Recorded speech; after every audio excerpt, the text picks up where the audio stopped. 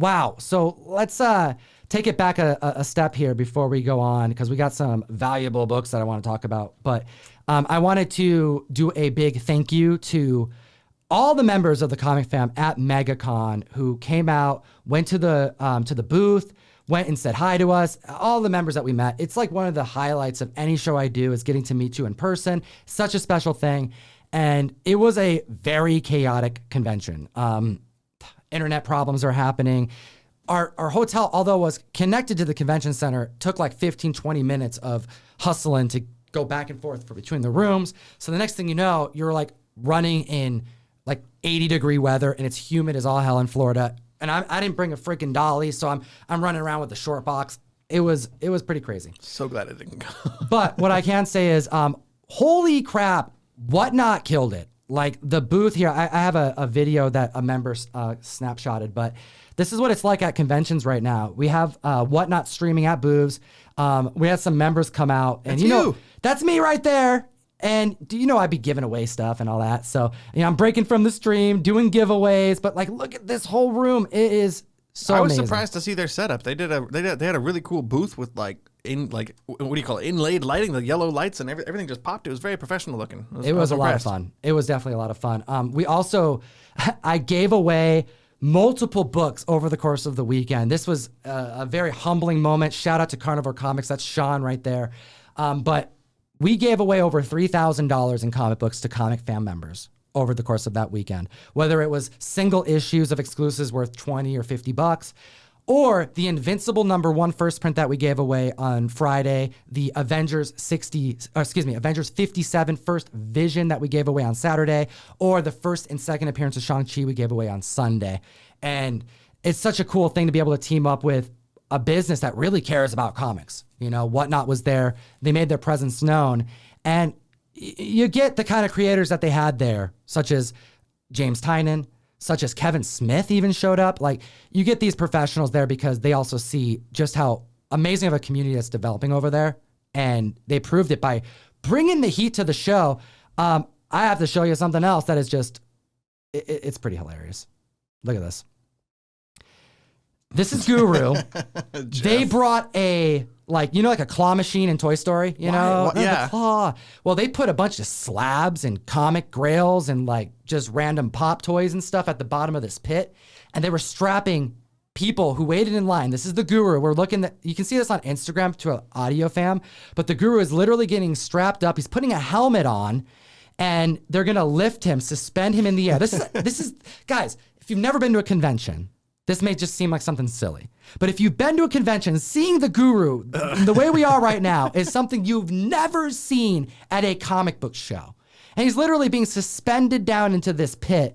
And there are books that are graded in there. Like, talk about raising the hype level at a comic book show. Whatnot.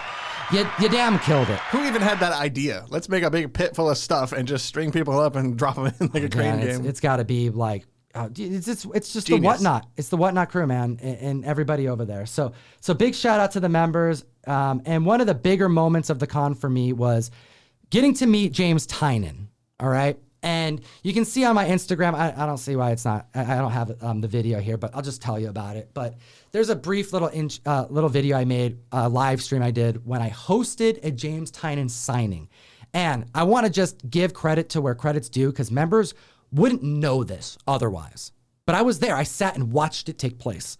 Okay. So Tyler Kirkham had a variant that dropped at this convention. There was a color version and a black and white version of an Erica Slaughter cover on issue 21. Chainsaw Monsters. It was a cool cover. Gorgeous book. And, people had copies of it. I got a couple copies. I sold them on my stream. These books are selling really well. Like sets going for like $100 plus, okay?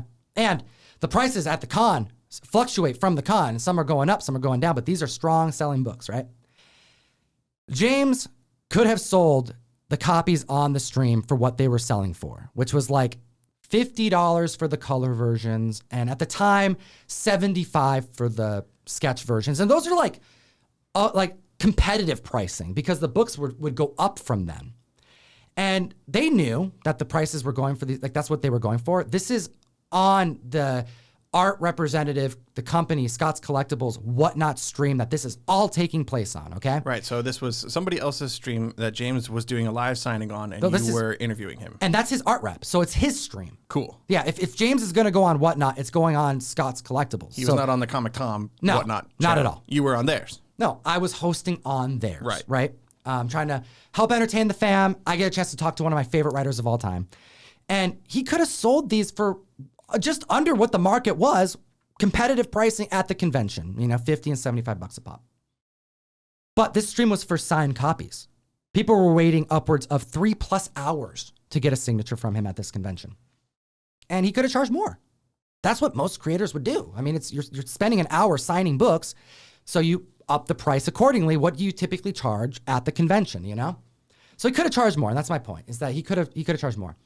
And when he was hit with the realization of what the comics were going for, and that he was going to be able to offer every single person who bought a book from him at that stream a signed book, I watched him say no. $25. I think the second one was... It was $25 and $35. $35. I was in that stream the whole time. I was very excited. $25 and $35. Yeah. I almost bought one, but my credit card info was out of date and I couldn't do it. So someone got my copy. So he essentially signed these for free and discounted the going rate of his own books that it's like on his own title. Yeah. Severely. And there's a limited amount of books and he was only on the mic for an hour.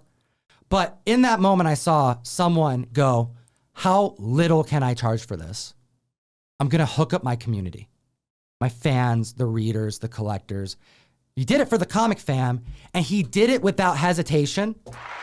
And to someone that I already have the utmost respect for, I wouldn't have batted an eye if he charged $100 per, because, dude, that's what they're worth. And it's his time. And he's James Tynan the fourth, dude. But he didn't. And he didn't skip a beat. He saw an opportunity to hook up his community, and he did. Someone needs to be on the mic to talk about these types of moments, because it just happen. They just happen. And it goes beyond the title. It goes beyond the artist, the creator. It literally goes back to the person at the desk writing this for you. And he cares about his fans. And I felt that. And then I got to hit the mic and talk to him about Memetic. So, what life am I living now? You mentioned my name to him twice? I did. I was very excited. Dude, you're the freaking very excited. Co-host of this podcast. Closest I've ever gotten to James Tynan. So, comic fam, go give Jimmy T some love. When you get your Tyler Kirkham variants, especially if you got some from that stream, tag him and give him a damn thank you, because he didn't have to do that. That's a solid move. Solid move. Book has hit $20. Let off the gas, comic fan, unless you're really gunning for some jackfruit goodness. $75 cover price on this. Don't overbid. But if somebody wants it, we got it.